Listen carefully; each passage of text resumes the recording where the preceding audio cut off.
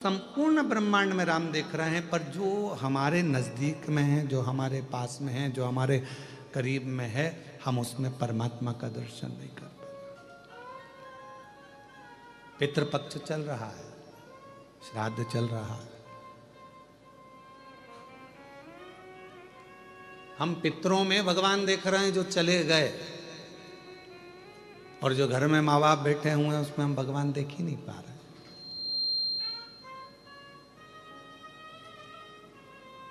हम संपूर्ण जगत में परमात्मा को देख रहे हैं, पर अपने घर में जो लोग रह रहे हैं, अपने घर में जेठानी रह रही है, देवरानी रह रही है, देवर रह रहा है, जेठ रह रहा है, ससुर रह रहे हैं, सास रह रहे हैं, माता रह रही हैं, पिता रह रहे हैं, बहन रह रही है, भाई रह रहे हैं, जो हमारा कुटुंब रह रहा है, जो हमारा परिवार रह रहा है, वो सब परमात्मा का ही तो एक स्वरूप है। हम उसमें तो हमारे ईश्वर को देख ही नहीं पा रहे, हम परमात्मा को उसमें देख ही नहीं पा रहे। सब में हम भगवान को देखें, पर जो अपने करीब में है, अपने नजदीक में, हम उससे वंचित हैं, उसमें परमात्मा को देखने से वंचित हैं।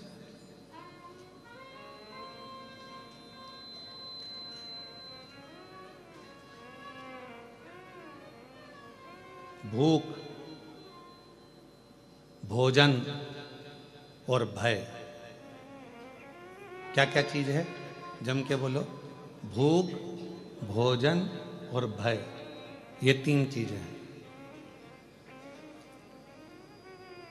और ये तीनों चीजें व्यक्ति के जीवन में कब समाप्त होती है?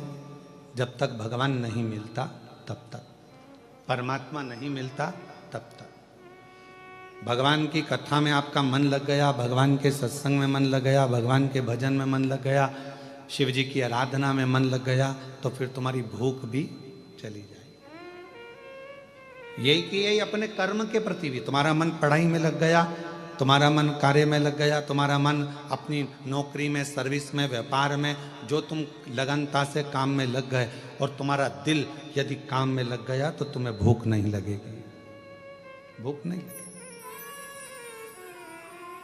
पत्नी भी फोन कर कर बोलेगी, 1:30 बज रही है, 2 बज रही है, टिफिन भेजा है, कब खाओगे, क्या हो गया, कब आओगे, बार बार वो फोन लगा रही है। पर उसको कौन समझाए कि जब व्यक्ति एक लगन से कर्म के प्रति जागृत हो जाता है, एक लगन से कर्म करने लगता है, परमात्मा की कथा सुन रहा हो, भजन कर रहा हो, कीर्तन कर रहा हो, या अपने कर्म को कर रहा हो, तो उसकी भूख अपने आप चली जाती है, अपने आप चली।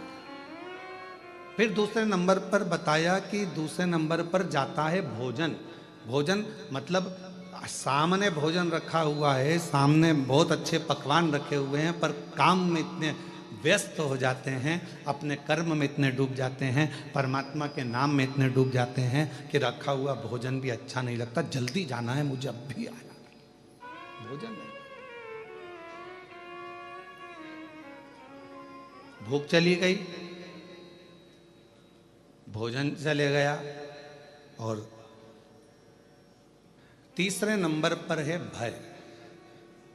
और ये भय कहीं जाता है तो परमात्मा के करीब में जाता है, परमात्मा के नजदीक में पहुंचोगे, भय समाप्त हो जाएगा।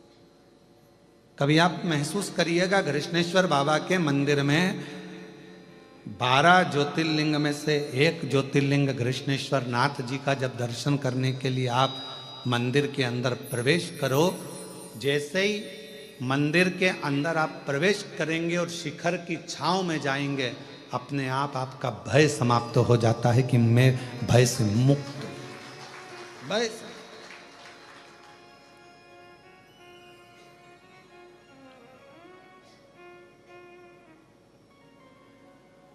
भय कब लगता है? जब व्यक्ति अकेला होता है। छोटे से बच्चे का हाथ पकड़कर चलो, पूरे मेले में घूमना। कृष्णेश्वर बाबा का जो मेला भरा है ना, आपके आसपास में कोई मेला भरा है तो बच्चा साथ में रहे, अपने पापा के, अपनी मम्मी के, अपने भाऊ के, अपने पिताजी के और माताजी का, अपनी आई का हाथ पकड़ा हो, और बच्चा सब दूर घूमेगा ना, तो उसको मेला बहुत अच्छा लगता है, खूब खुश होता है, मेले में खूब नाचता है, खूब आनंद लेता है। पर वो बच्चे का हाथ छूट गया, अकेला हो गया। अब वो मेला अच्छा लगेगा क्या उसको? जम के बोलो जरा, नहीं लगेगा। कोई उसको गुब्बारा ला कर देगा अच्छा लगेगा, कोई उसको टॉफी ला कर देगा अच्छा लगेगा। बच्चे को मेला कब तक अच्छा लग रहा है? जब तक वो अपने पिता का हाथ पकड़ा हुआ है, तो वो भय से मुक्त है। अब तो कोई भी उस बच्चे को मिलता है तो उसको भय लगता है, उसको डर लगता है। उसी तरह जब तक आप अपनी जिंदगी में एक बार अगर कृष्णेश्वर बाबा के दर्शन नहीं करे हो, तो समझ लो आप भय में पड़े हुए हो। और जिस दिन कृष्णेश्वर बाबा के दर्शन कर लिए, उस दिन भय से मुक्त हो गए हो। भय से। पिता है मेरा साथ में, मेरा बाबुल है साथ में, मेरा बाबा है साथ में, मेरा शंभू मेरे साथ में है।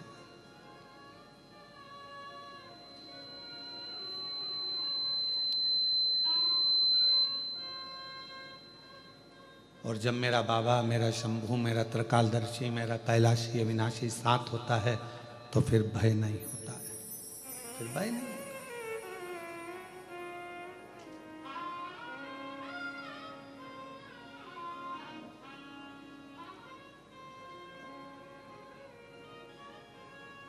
वो कहे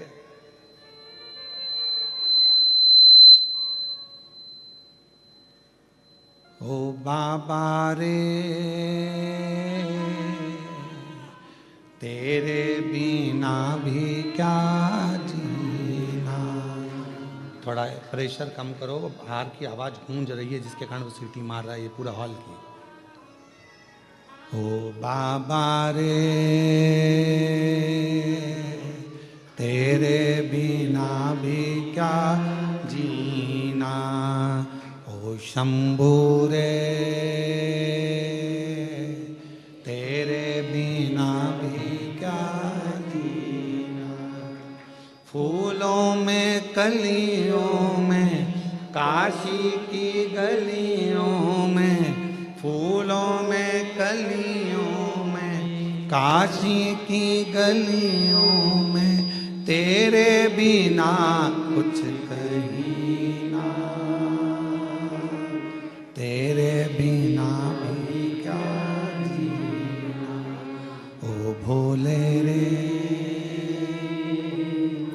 तेरे बिना भी क्या जीना। ओ शंभू रे, तेरे बिना भी क्या जीना। फूलों में कलियों में, काशी की गलियों में, फूलों में कलियों में, काशी की गलियों में, तेरे बिना कुछ कहीं ना। तेरे बिना भी क्या जीना। ओ बाबा रे, तेरे बिना भी क्या जीना। ओ शंभू रे, तेरे बिना भी क्या जीना। अकेले नहीं रहोगे जिस दिन शिव के करीब में आ गए, जिस दिन भगवान शंकर के पास आ गए, शिव के नजदीक आ गए, जिस दिन भगवान शंकर की शरणागति में आ गए। मिठास लाओ मिठास, गला पकड़ रहा है वापस। भगवान शिव के जिस दिन करीब में आ गए, भगवान शंकर के जिस दिन नजदीक आ गए, उस दिन अकेले नहीं रहोगे। भगवान के करीब में आने के बाद व्यक्ति अकेला नहीं रहता।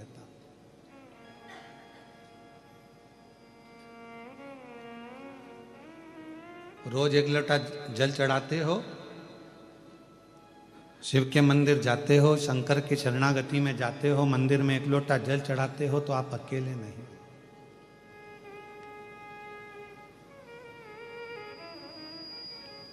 अभी आपको कथा में कहा था कि भोजन 5 रात्रि हमारे पेट में रहता है, शरीर में रहता है। दूध जम के बोलो 7 रात्रि हमारे शरीर में रहता है। दही 20 रात्रि हमारे शरीर में रहता है। घी गाय का 1 महीना हमारे शरीर में रहता है।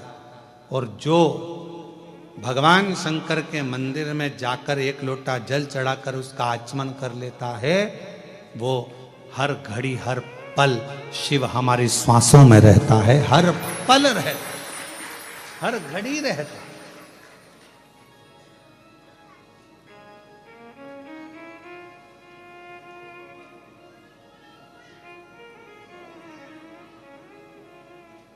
फूलों की कलियों में, काशी की गलियों में, फूलों की कलियों में, बेलूर की गलियों में, तेरे बिना कुछ तेरे बिना भी क्या जीना, ओ बाबा रे तेरे बिना भी क्या जीना। हम शिव के करीब में हैं तो शिव हमारे साथ हर पल हर घड़ी हर क्षण है। भूख, भोजन और भय शिव के नजदीक में आते से ही चला जाता है। भूख भी चली गई, लगन लग गई, भोजन भी चले गया, मन लग गया, और भय भी चले गए, भय भी चले।